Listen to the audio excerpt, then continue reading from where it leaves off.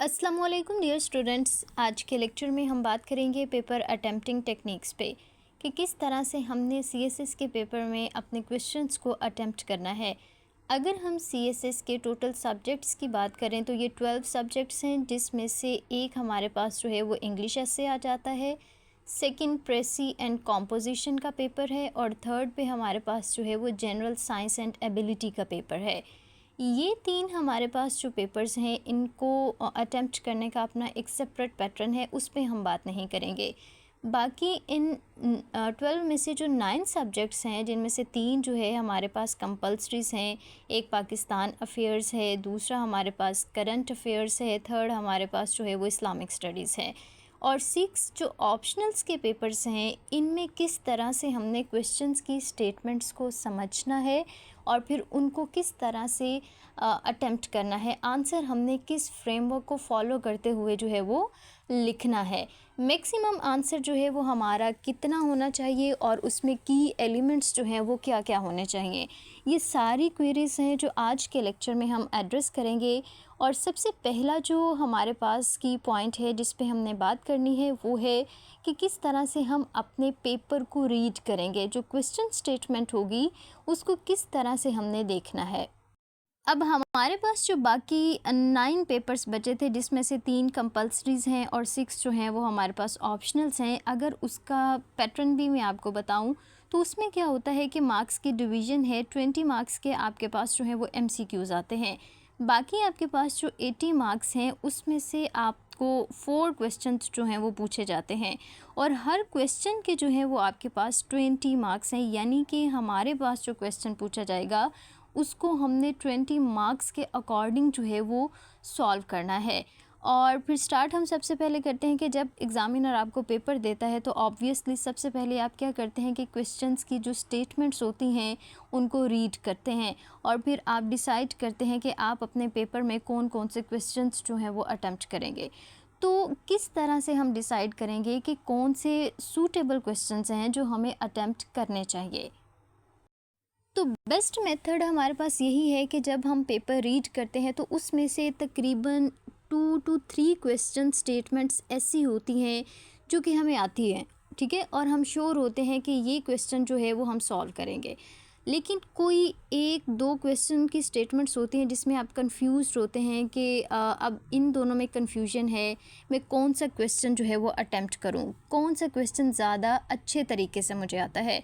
तो सारे जो मेंटोर्स हैं वो यही सजेस्ट करते हैं कि जैसे ही आपको पेपर मिले तो आप स्टार्ट वाले 5 to 10 मिनट्स में जो क्वेश्चंस आपने अटेम्प्ट करने हैं उसकी एक रफ़ सी जो है वो आउटलाइन बना लें। अब आउटलाइन में ये नहीं है कि आपने पूरी जो है वो पॉइंट्स लिखना शुरू कर देना है, नहीं, बस जो मेन की आइडियाज़ आपके माइंड में आते हैं उस स्टेटमेंट को देखते ही वो आपने जो है नोट डाउन कर लेने हैं। क्वेश्चन पेपर पे तो वो लिखने नहीं देते, तो आप अपनी जो आंसर शीट है उसकी बैक साइड पे जाएं तो वहाँ पे एक पेज पे जो है वो आप उसके की पॉइंट्स, हर क्वेश्चन के जो 7 to 8 की पॉइंट्स आपके पास बनते हैं उनको लिख लें।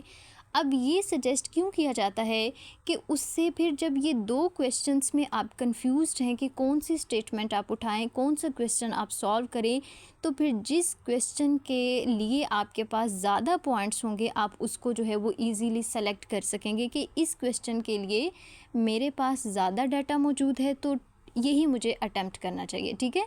तो आपने बिल्कुल स्टार्ट में ही अपने क्वेश्चंस जो हैं वो डिसाइड कर लेने हैं कि मैं ये क्वेश्चंस सॉल्व करूँगा और लास्ट पे आपने आंसर शीट के लास्ट पेज पे जो है उसके मेन पॉइंट्स लिख लेने हैं, ठीक है, जस्ट मेंशन कर लेने हैं। ये तो आपकी जो है वो बिल्कुल स्टार्ट में स्ट्रेटजी हो गई। अब हम क्या करेंगे कि जब एक क्वेश्चन आपने फर्स्ट वाला जो है वो रीड किया, अब उसको रीड किस तरह से करना है, हमने देखना है कि ये स्टेटमेंट जो है उसमें उसने हमसे क्या पूछा है, उसका ब्रेक डाउन हमने किस तरह से करना है। अब मोस्टली ये होता है कि एग्ज़ामिनर जो क्वेश्चन स्टेटमेंट देता है उसमें उसने एक से ज़्यादा एस्पेक्ट्स जो हैं वो पूछे होते हैं। अब मैंने आपके पास जो है यहाँ पे कुछ सैम्पल्स भी लिखे हैं। अब ये क्वेश्चन आप देखें, इसमें लिखा हुआ है कि critically evaluate the Ayub Khan's economic reforms, how far were they responsible for political unrest in East Pakistan. अब यहाँ पे देखें, ये क्वेश्चन आपने रीड किया, आपने इसका ब्रेकडाउन इस तरह से करना है। आपको पता है कि इस क्वेश्चन में उसने आपसे दो चीज़ें पूछी हैं। पहली उसने पूछी है कि अयूब ख़ान का जो दौर था, जो उसका टेन्योर था, उसमें उसने कौन कौन सी इकनॉमिक रिफॉर्म्स की। और फिर सेकंड जो पार्ट इस क्वेश्चन का है वो ये है कि ये जो इकनॉमिक रिफॉर्म्स उसने की थी वो किस तरह से ईस्ट पाकिस्तान में अनरेस्ट का बायस बने। अब यहाँ पे जो स्टूडेंट्स मिस्टेक करते हैं वो ये करते हैं कि इकनॉमिक रिफॉर्म्स जो है उस पर वो लिखेंगे कोई 5 to 6 पेजेस, और बाकी जो सेकंड पार्ट है कि किस तरह से इन इकनॉमिक रिफॉर्म्स की वजह से जो है वो ईस्ट पाकिस्तान में जो अब बांग्लादेश है उसमें अनरेस्ट आया, तो उस पे हम लास्ट पे 1 पेज या 2 पेज या कुछ पैराग्राफ्स जो है वो लिख देते हैं। ऐसा नहीं करना। जब एग्ज़ामिनर ने आपसे दो चीज़ें पूछी हैं, उसने क्लियरली मेंशन किया है कि आप इकनॉमिक रिफॉर्म्स भी बताएं और फिर उनके इम्पैक्ट्स जो हैं, उसके आफ्टर इफ़ेक्ट्स जो आए ईस्ट पाकिस्तान में जो अनरेस्ट आया, तो हमने दोनों पोर्शंस पे इक्वली जो है वो लिखना है। आपने दोनों को इक्वल वेटेज देनी है। जब आप इनको इक्वल वेटेज देंगे तभी आपके मार्क्स जो हैं वो सही आएंगे। ठीक है, फर्स्ट पॉइंट होप सो आपको क्लियर हो गया होगा कि आपने अपनी क्वेश्चन स्टेटमेंट को समझना है कि एग्ज़ामिनर ने आपसे कितनी चीज़ें पूछी हैं। अगर उसने जस्ट एक स्टेटमेंट आपको दे दी है, फॉर एग्ज़ाम्पल यहाँ पे देखें दूसरा क्वेश्चन जो है, क्वेश्चन नंबर 1 देखें, evaluate the nature of relationship between Pakistan and USA since 9/11। अब इसमें उसने क्या पूछा है, जस्ट पाकिस्तान और यूएसए के रिलेशंस, और उसने मेंशन कर दिया है कि 9/11 का जो इंसिडेंट 2001 में हुआ उसके बाद से लेके पाकिस्तान के अब तक जो कंप्लीट रिलेशंस का एनालिसिस है, जो अप्स एंड डाउन्स आते गए, जो मिसट्रस्ट डेवलप हुआ, वो कंप्लीट एनालिसिस हमने देना है। ठीक है, एक ही चीज़ उसने पूछी है, लेकिन कुछ क्वेश्चंस जो हैं उसमें उसने दो चीज़ें पूछी होती हैं, तो हमने फिर उन दोनों पोर्शंस को जो है वो इक्वल वेटेज देनी है। ये तो हमारा फर्स्ट जो है वो पॉइंट हो गया कि हमने क्वेश्चन स्टेटमेंट को ब्रेक डाउन करना है कि कितने पार्ट्स उसने पूछे हैं। अब सेकंड जो चीज़ हमने अपने माइंड में रखनी है कि जो क्वेश्चन पूछा गया है वो हिस्ट्री से रिलेटेड है या फिर उसमें करंट सिचुएशन पूछी है। अब यहाँ पे ये स्टेटमेंट और ये स्टेटमेंट, इन दोनों का एनालिसिस मैं आपके सामने रखती हूँ कि कुछ क्वेश्चंस ऐसे होते हैं कि उसमें एग्ज़ामिनर जस्ट आपसे हिस्ट्री के बारे में पूछता है। ठीक है, तो उसमें हमने ज़्यादा फोकस किस पे करना होता है, हिस्ट्री पे। अब ये क्वेश्चन स्टेटमेंट जो थी इसमें उसने पाकिस्तान और यूएसए के जो रिलेशंस पूछे हैं सिंस 9/11 से लेके अब 9/11 के पीछे जाने की भी हमें बहुत ज़्यादा ज़रूरत नहीं है। अगर हम जाना भी चाहें तो कुछ पॉइंट्स में जो है हम उनको हाईलाइट कर सकते हैं, और वो भी हाईलाइट इस तरह से करेंगे कि अगर हमने कोई आर्ग्यूमेंट बनाया है तो उसको वैलिडेट करने के लिए या फिर उसको सब्सटेंशिएट करने के लिए जो है हम 9/11 से प्रीवियस हिस्ट्री जो है उसको कोट कर सकते हैं। ठीक है, लेकिन अगर ज़रूरत नहीं है तो फिर आप उसको कोट ना करें। लेकिन कुछ क्वेश्चंस ऐसे होते हैं उसमें जस्ट उसने करंट सिचुएशन पूछी होती है, तो उसमें हिस्ट्री को यूज़ करना, उसको कंप्लीट लिखना, उसकी टाइमलाइन बनाना वो ज़रूरी नहीं होता। ठीक है, वो हमारा टाइम ज़ाया होता है उसमें।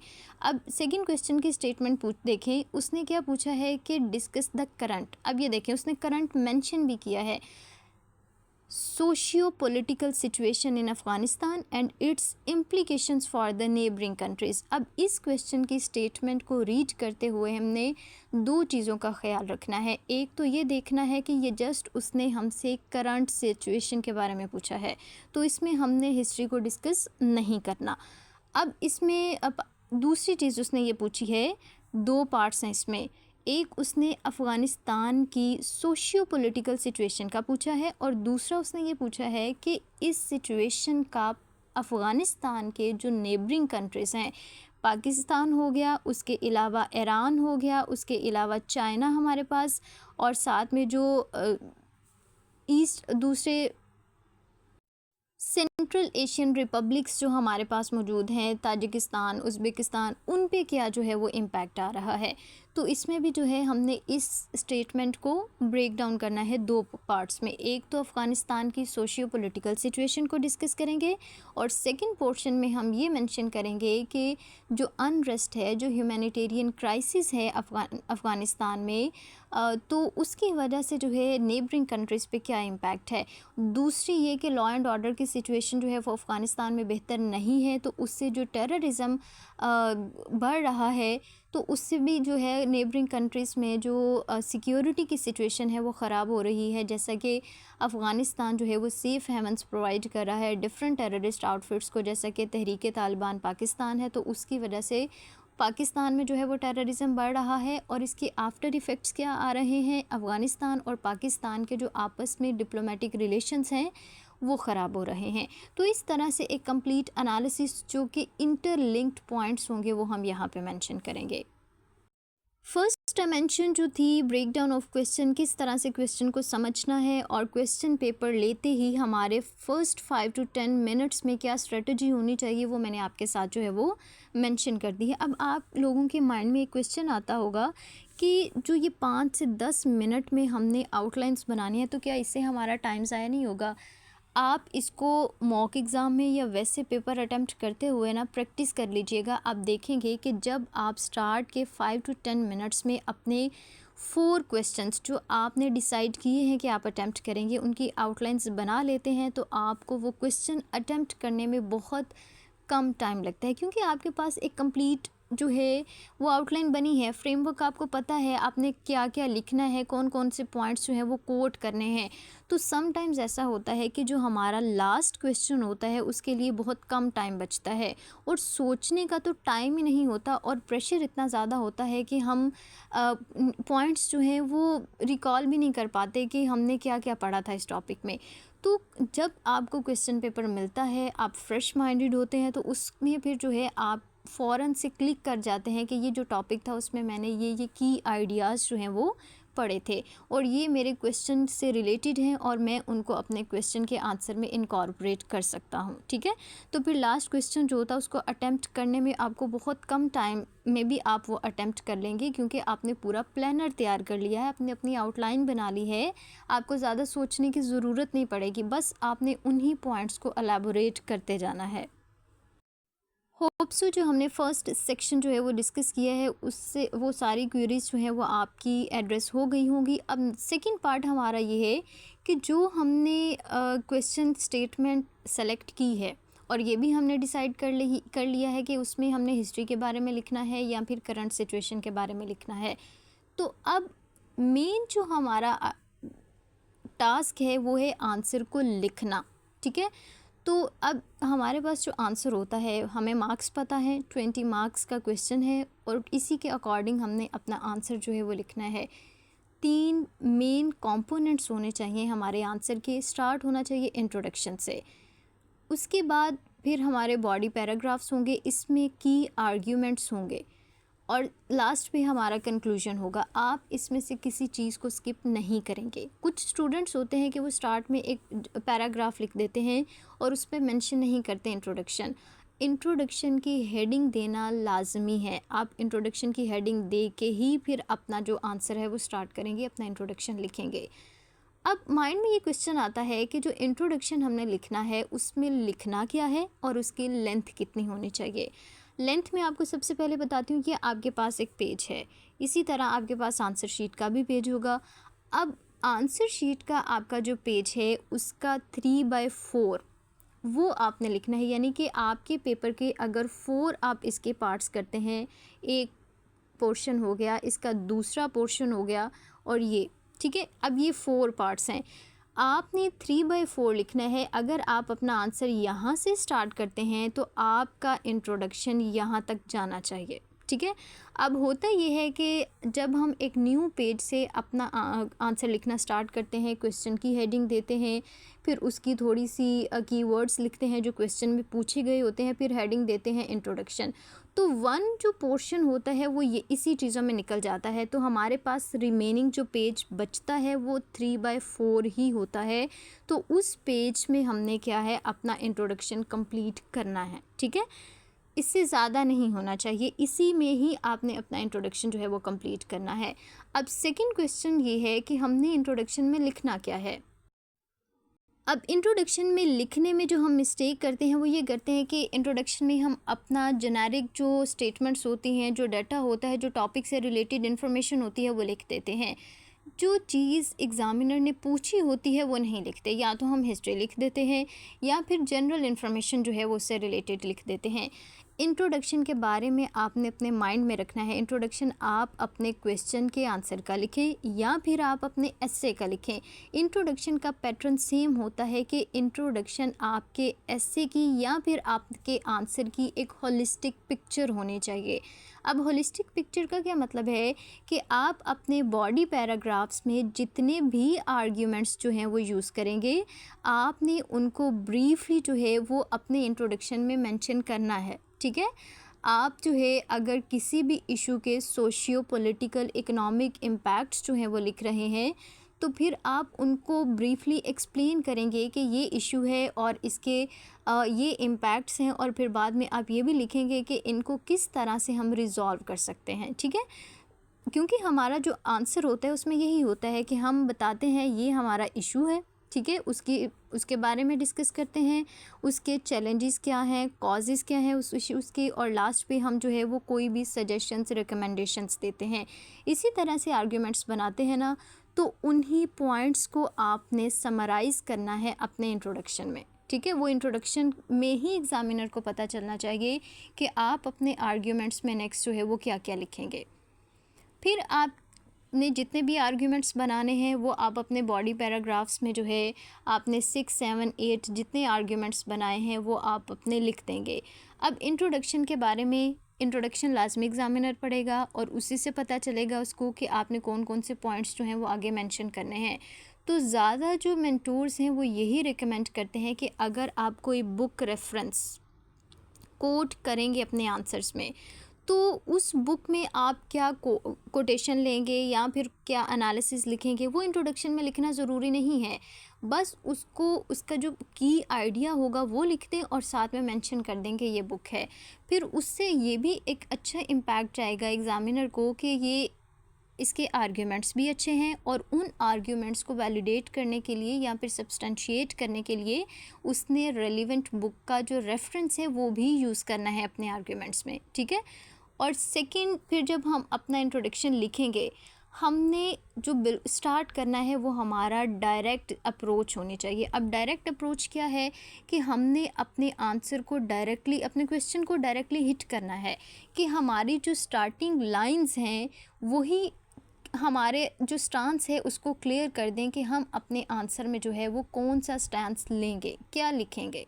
ये नहीं करना कि हम स्टार्ट में उसका तारुफ़ करवाने लग गए हैं, उसकी हिस्ट्री, उसका बैकग्राउंड बता रहे हैं, और पैराग्राफ के एंड में जाके हमारा स्टांस जो है वो एग्ज़ामिनर को मिल रहा है।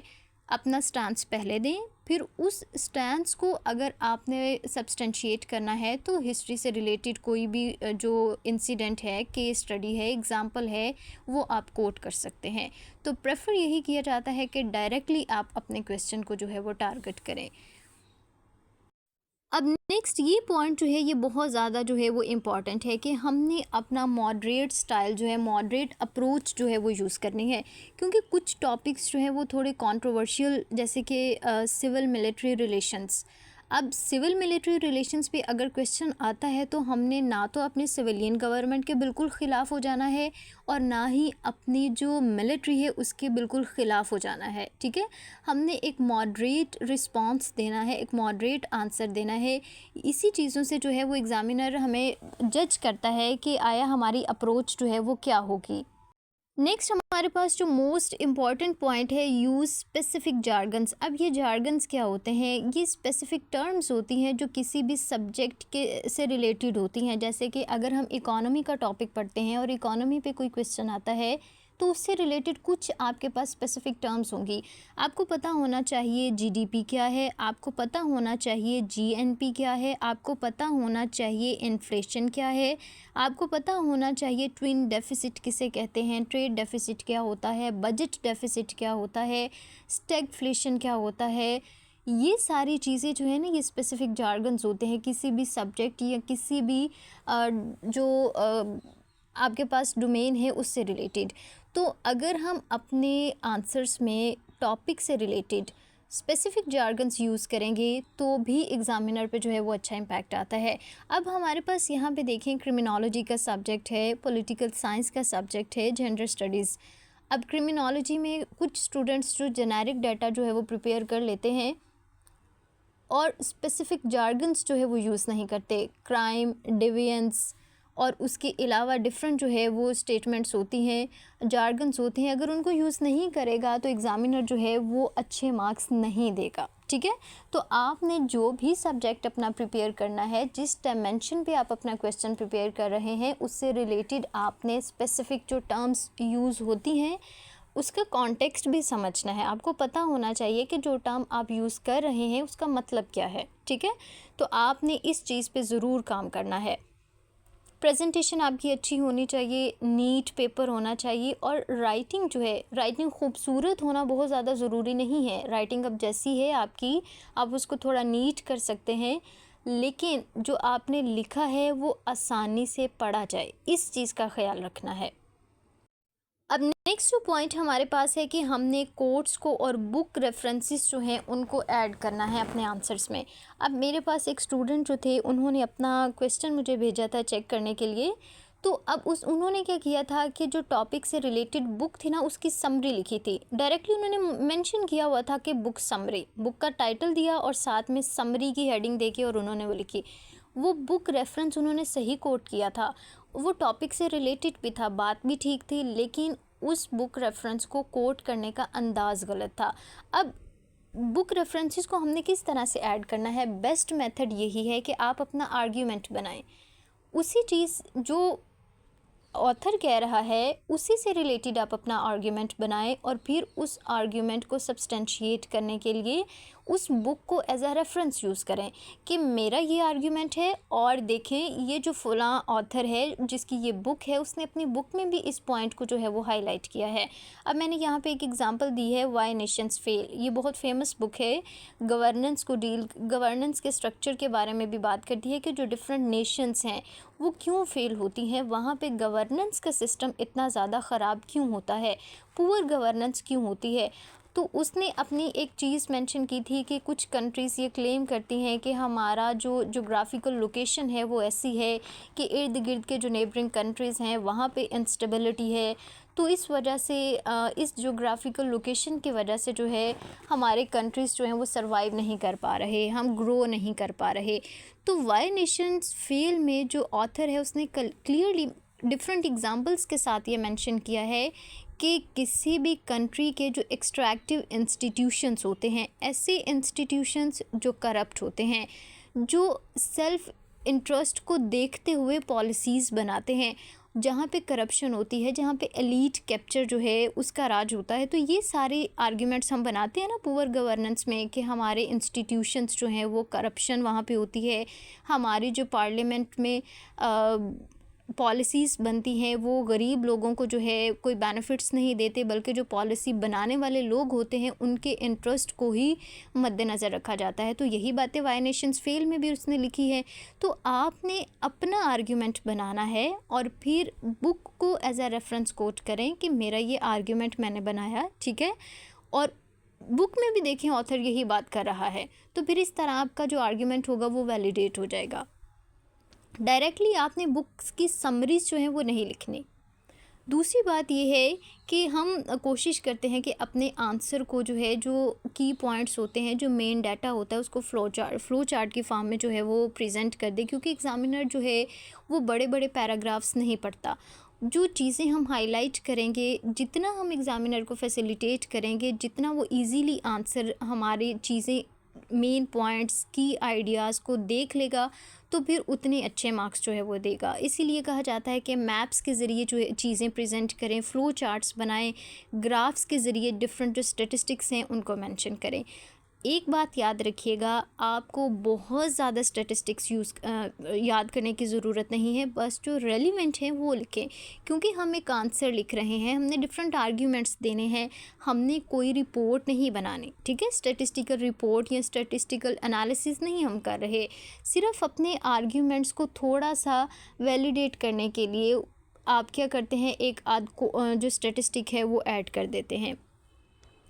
अब लास्ट भी हमारे मैंने कुछ जो सैम्पल्स जो हैं, ये आपके पास एक सैम्पल है। अब यहाँ पे देखिए एक टॉपिक है, उसको एक्सप्लेन करने के लिए मैप बनाया है। अब कुछ स्टूडेंट्स ऐसा करते हैं कि जब उनको मेंटोर्स बताते हैं कि आपने अपने आंसर में जो है वो मैप्स वगैरह ड्रॉ करने हैं, वो मैप्स बना देते हैं, लेकिन मैप के ऊपर कुछ एक्सप्लेन नहीं करते।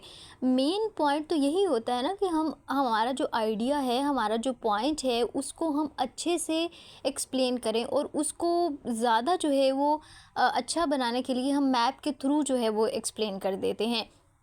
तो आपने मैप्स भी बनाने हैं और अपने पॉइंट्स को उस मैप के ज़रिए जो है वो एक्सप्लेन भी करना है, जैसा कि आपके पास ये सामने आ रहा है। अब ये टॉपिक ये था कि पाकिस्तान और यूएस से जो है वो अपने रिलेशंस को कैसे बेहतर बना सकते हैं, क्योंकि पाकिस्तान और चाइना का जो उनके जो रिलेशंस हैं, उसकी वजह से पाकिस्तान और यूएसए के रिलेशंस जो हैं वो काफ़ी ज़्यादा जो है वो ख़राब हो रहे हैं। तो पाकिस्तान किस तरह से बैलेंस करे और पाकिस्तान किस तरह से यूएसए के साथ भी रिलेशंस अच्छे करे, तो ये डिफरेंट जो है वो अपॉर्चुनिटीज़ बताई गई हैं कि किस तरह से अमेरिका जो है वो पाकिस्तान के साथ डिफरेंट सेक्टर्स में कोऑपरेट करके अपने डिप्लोमेटिक रिलेशंस बेहतर बना सकता है, ट्रेड रिलेशंस को इम्प्रूव किया जा सकता है। डिफरेंट यहाँ पे जैसे कि स्पेशल इकोनॉमिक जोन्स जो कि सीपैक के अंडर बन रहे हैं, वहाँ पे जो है यूएस से इन्वेस्ट कर सकता है, क्योंकि इन्वेस्टमेंट के ज़रिए ट्रेड रिलेशंस को इम्प्रूव करते हुए ही यूएस से जो है वो पाकिस्तान में चाइना के इन्फ्लुएंस को जो है वो काउंटर कर सकता है।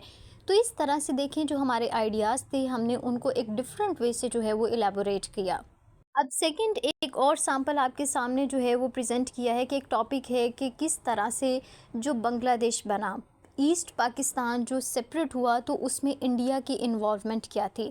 अब इंडिया की इन्वॉल्वमेंट जो है उस पर लंबे लंबे पैराग्राफ्स लिखने की बजाय हमने क्या किया, अपने आर्ग्यूमेंट को एक्सप्लेन भी किया है। जस्ट ये जो पॉइंट्स थे उनको नहीं लिखा, साथ में एक्सप्लेनेशन दी है, लेकिन एक न्यू वे जो है हमने यूज़ किया है, ताकि जो मैप्स, चार्ट्स, फ्लो चार्ट्स वगैरह जो ऐड करने हैं वो भी रिक्वायरमेंट पूरी हो, और हमारे जो आर्ग्यूमेंट्स जो हैं वो अच्छे से हम प्रेजेंट कर सकें।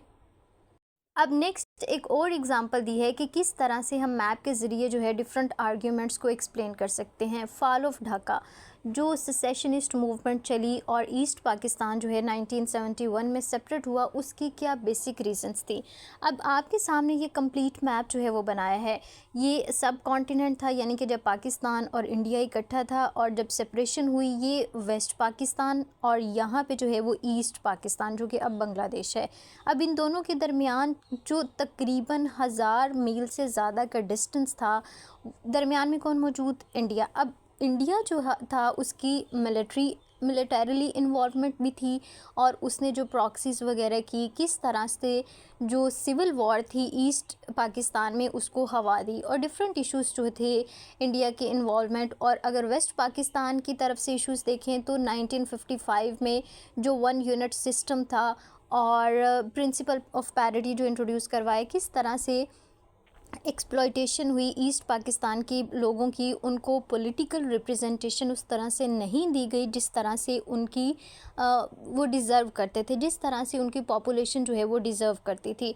और किस तरह से डिफरेंट मिलिट्री ऑपरेशंस जो कि ऑपरेशन सर्च लाइट, ये डिफरेंट चीज़ें जो हैं वो हम यहाँ पे मैप के ज़रिए हाईलाइट कर सकते हैं। अब यहाँ पे मैंने जितने भी सैम्पल्स आपके सामने एक्सप्लेन किए हैं कि किस तरह से हमने फ़्लो चार्ट्स बनाने हैं, किस तरह से मैप्स बनाने हैं और उनको एक्सप्लेन करना है, और मैप के ज़रिए अपने आर्ग्यूमेंट्स को प्रेजेंट करना है। इसी तरह से हमारा जो पाकिस्तान अफेयर्स का सेशन है, जो कि 4 मंथ का सेशन होता है, उसमें क्या है कि हम तकरीबन 120 टॉपिक्स कवर करते हैं। इसमें करंट अफेयर्स से रिलेटेड हर टॉपिक जो है वो कवर किया जाता है। पोस्ट पार्टीशन और प्री पार्टीशन, पोस्ट पार्टीशन में हम कंप्लीट जो पॉलिटिकल डेवलपमेंट्स होती हैं, जो कॉन्स्टिट्यूशनल डेवलपमेंट्स हैं, उनको डिस्कस करते हैं और नोट्स आपको मिलते हैं।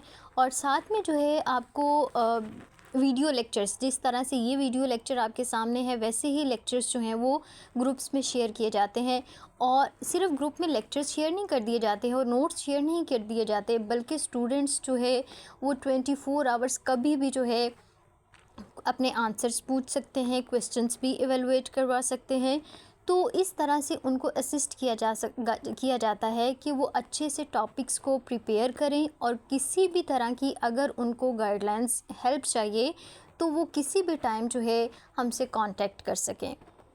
और ये 120 टॉपिक्स जो हैं इनकी complete PDF files, hand written files जो हैं वो नोट्स की शेयर की जाती हैं।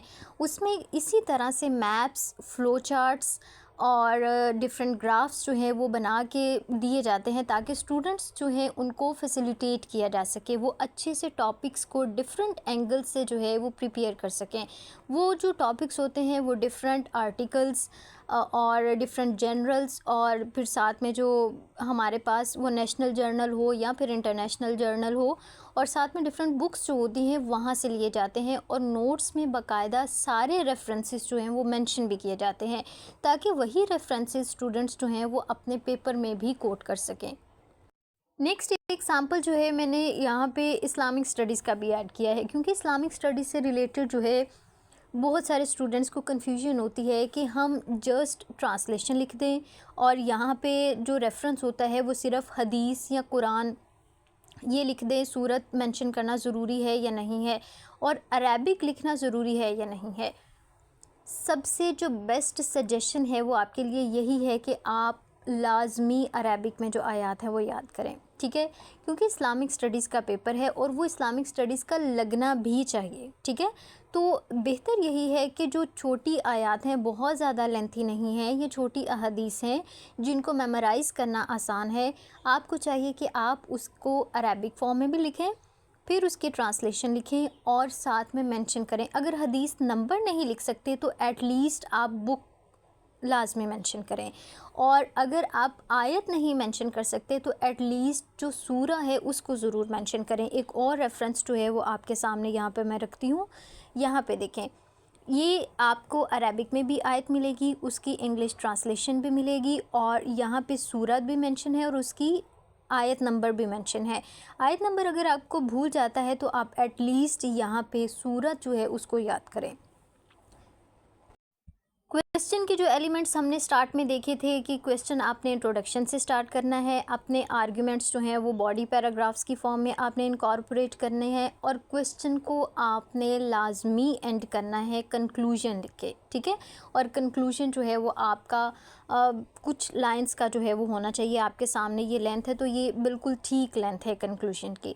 अगर आप कंक्लूजन नहीं लिखते तो एग्ज़ामिनर यही समझेगा कि आपका आंसर जो है वो इनकम्प्लीट है, क्योंकि ये लाजमी है कि आपने कंक्लूजन लिखना है और बाकायदा हेडिंग के साथ लिखना है। अब लास्ट में बात करते हैं कि कितनी लेंथ होनी चाहिए हमारे आंसर की। तो जो हमारे पास आइडियल लेंथ है वो 6 to 8 पेजेस, ठीक है, इतनी होनी चाहिए, इससे कम नहीं होनी चाहिए। इससे ज़्यादा अगर आप मैनेज कर सकते हैं, टाइम मैनेज कर सकते हैं, आपके पास रेलिवेंट डाटा है, ऐसा ना हो कि आप सिर्फ आंसर की लेंथ को बढ़ाने के लिए, ज़्यादा पेजेस यूज़ करने के लिए इररेलेवेंट डाटा लिखें। रेलिवेंट डाटा है तो ही आप जो है वो लिखें। और दूसरी बात, अगर आपकी रिटन प्रैक्टिस इतनी ज़्यादा है कि आप 9 to 10 पेजेस चारों क्वेश्चंस के लिख सकते हैं तो ही आप लिखें। और एक बात याद रखिएगा कि आपके जो 4 क्वेश्चंस हैं उनके आंसर्स की जो लेंथ है वो सेम होनी चाहिए। अगर आपने पहला क्वेश्चन 8 पेजेस का लिखा है तो आपने बाकी 3 भी जो हैं वो 8 पेजेस के ही लिखने हैं, ठीक है। अब लास्ट में कुछ स्टूडेंट्स ने ये भी पूछा था कि हम जो शॉर्ट नोट्स हैं वो किस तरह से बनाएं। अब जो आपने स्ट्रेटजी यूज़ करनी है और यही बेस्ट स्ट्रेटजी है, इसके अलावा जो है आप किसी तरह से भी टॉपिक को अच्छे से प्रिपेयर नहीं कर सकते। पहले आप क्या करें कि जो टॉपिक आप तैयार कर रहे हैं उसकी कंप्लीट अंडरस्टैंडिंग, इतनी अंडरस्टैंडिंग होनी चाहिए कि आपको दोबारा से वो नोट्स पढ़ने की ज़रूरत ना पड़े, क्योंकि आपने रट्टा तो नहीं लगाना। आपने क्या करना है, अगर आपके पास इकोनॉमी का टॉपिक है, आपको पता होना चाहिए कि हिस्ट्री में पाकिस्तान की इकोनॉमी की सिचुएशन कैसी रही, उसके फैक्टर्स क्या थे, किस वजह से पाकिस्तान की जो इकोनॉमी है वो स्टेबल नहीं हो सकी। आईएमएफ के हमारे जो थे प्रोग्राम, उससे हमें बेनिफिट्स क्या हुए, उससे हमें नुकसान क्या हुए, और ये जो चैलेंजेस हैं हम उनको किस तरह से टैकल करेंगे, और रिकमेंडेशंस क्या हैं। आपको ईच एंड एवरीथिंग उस इकोनॉमी के बारे में पता होनी चाहिए। जब आप अपने टॉपिक को कम्प्लीटली अंडरस्टैंड कर लेंगे डिटेल्ड नोट्स से, फिर आपने क्या करना है, पास्ट पेपर से क्वेश्चन उठाएं या कोई भी एक क्वेश्चन की स्टेटमेंट लें जो टॉपिक से रिलेटेड हो, फिर आंसर अटैम्प्ट करें। क्योंकि जब तक आप ज़ुबानी उस चीज़ को अपने हाथ से नहीं गुजारेंगे, वो आपको अच्छे से याद नहीं होगी, ठीक है। तो बेहतर तरीका यही है कि आप उसी टॉपिक पे फिर कोई क्वेश्चन अटैम्प्ट करें। अब इससे फ़ायदा क्या होगा, आपका ये टॉपिक बहुत अच्छे से प्रिपेयर भी होगा, भूलेगा भी नहीं, और दूसरा आपकी जो रिटन प्रैक्टिस है वो भी होगी। आपको पता चलेगा कि आपने इतना ज़्यादा जो डाटा प्रिपेयर किया है इस टॉपिक में, वो आपने इस अपने आंसर में किस तरह से इनकॉर्पोरेट करना है। एक क्वेश्चन आया था स्टूडेंट की तरफ से कि हम टॉपिक तो प्रिपेयर कर लेते हैं, नोट्स प्रिपेयर कर लेते हैं, लेकिन हमें ये समझ नहीं आती कि हमने उसको आंसर में किस तरह से लिखना है। मैंने आपको ऊपर आंसर राइटिंग में ये चीज़ मेंशन भी की थी कि जो चीज़ आपके क्वेश्चन में पूछी है बस आपने वो लिखना शुरू कर देना है, ठीक है। आपने उसकी हिस्ट्री में नहीं जाना अगर वो रिक्वायर्ड नहीं है। अगर रिक्वायर्ड है तो ही आप उसकी हिस्ट्री जो है वो मेंशन करेंगे, और अगर उसने हिस्ट्री नहीं पूछी तो आप अपना कोई करंट डेवलपमेंट को वैलिडेट करने के लिए हिस्ट्री को एज अ एग्ज़ाम्पल और या फिर केस स्टडी जो है वो कोट कर सकते हैं। तो आपने इस क्वेश्चन के अंडर रहते हुए उसकी स्टेटमेंट को फॉलो करते हुए जो है वो पॉइंट्स लिखते जाना है, और ये पॉइंट्स आप अपने उस टॉपिक से निकालेंगे जो आपने प्रिपेयर किया हुआ है। वो पूरा टॉपिक वैसे नहीं छाप देना। लास्ट पे फिर जब आपने टॉपिक भी प्रिपेयर किया, आपकी कंप्लीट अंडरस्टैंडिंग हो गई, आपने ज़ुबानी एक क्वेश्चन भी अटैम्प्ट कर लिया, तो कम्प्लीटली आपको वो टॉपिक प्रिपेयर हो जाएगा। फिर आप क्या करेंगे, शॉर्ट नोट्स बनाएंगे। अब इन शॉर्ट नोट्स को बनाने के लिए आपने किन पॉइंट्स को फॉलो करना है कि ये शॉर्ट नोट्स वाकई शॉर्ट होने चाहिए। बुलेट फॉर्म्स में जो है बुलेट पॉइंट्स आपने जो है उसके बनाने हैं। अब वन लाइनर बना लें, ठीक है, मेन पॉइंट्स जो है वो नोट कर लें, और कोशिश करें कि जो आपने लॉन्ग नोट्स बनाए थे उसमें जो हेडिंग्स, मेन हेडिंग्स और सब हेडिंग्स जो हैं वो लिख लें। फॉर एग्ज़ाम्पल आपने इकोनॉमी का टॉपिक या क्लाइमेट चेंज का या गवर्नेंस का कोई टॉपिक प्रिपेयर किया है, तो आपको पता होगा कि चैलेंजेस क्या हैं, करंट सिचुएशन क्या थी, उसके बारे में कुछ मेन पॉइंट्स लिखें, कुछ स्टैटिस्टिक्स साथ मेंशन कर लें, ठीक है। क्योंकि स्टैटिस्टिक्स जो है वो तभी याद होते हैं जब हम बार बार उनको रिवाइज़ करते रहें। जब तक वो हमारी नज़रों के सामने बार बार आते रहेंगे वो हमें याद रहेंगे, लेकिन अगर हमने उनको हफ़्ता 2 हफ़्ते बिल्कुल नहीं पढ़ा तो वो फिर भूल जाते हैं। इसलिए आपने क्या करना है कि जो मेन स्टैटिस्टिक्स हैं वो साथ में मेंशन कर लेने हैं, और मेन चैलेंजेस उनके मेन हेडिंग्स और सब हेडिंग्स जो हैं वो आपने लिख लेनी है। क्योंकि अगर आप एक मेन हेडर लिखते हैं पॉलिटिकल इंस्टेबिलिटी, तो आपको पता है अंदर कौन से पॉइंट्स आपने मेंशन करने हैं। और साथ में ये भी है कि आप अपनी एग्जांपल्स और केस स्टडीज़ भी कोट कर सकते हैं, वो भी आपके माइंड में रहेंगी कि अगर आप ये आर्ग्यूमेंट लिखते हैं जो आपने सब हेडिंग दी है या फिर हेडिंग दी है, तो आप उसमें ये एग्ज़ाम्पल या केस स्टडी जो है वो ऐड कर सकेंगे। बाकी जो अंदर लाइंस लिखनी है, जो एलैबोरेट करना है आपने अपना आर्ग्यूमेंट, वो आप ख़ुद ही लिख सकते हैं। और जो आपने अपने आंसर में बुक रेफरेंसेस देने हैं, कोट्स लिखनी है, बेहतर होगा कि आप उसको भी अपने शॉर्ट नोट्स में ऐड कर लें। और ये जो पॉइंट है कि आप अपने शॉर्ट नोट्स को अपनी वर्डिंग में लिखें। अब देखें, जब आप अपना टॉपिक प्रिपेयर कर लेते हैं, आपने उसको उस पर आंसर भी लिख लिया है, तो आपकी इतनी प्रैक्टिस तो हो जाएगी ना कि आप उसी डाटा को फिर जो है अपनी वर्डिंग में लिखें। इससे क्या होगा कि आप खुद आपको लिखना आएगा, ठीक है।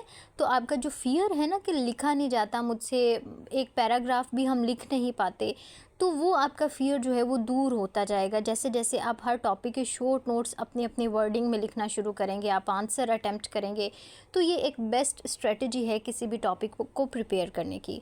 होप सो आपके जितने भी क्वेश्चंस थे related to paper attempting techniques वो मैंने इसमें डिस्कस किए हैं। फिर भी अगर आपको कोई कन्फ्यूजन है तो आप मुझे जो है वो मैसेज कर सकते हैं।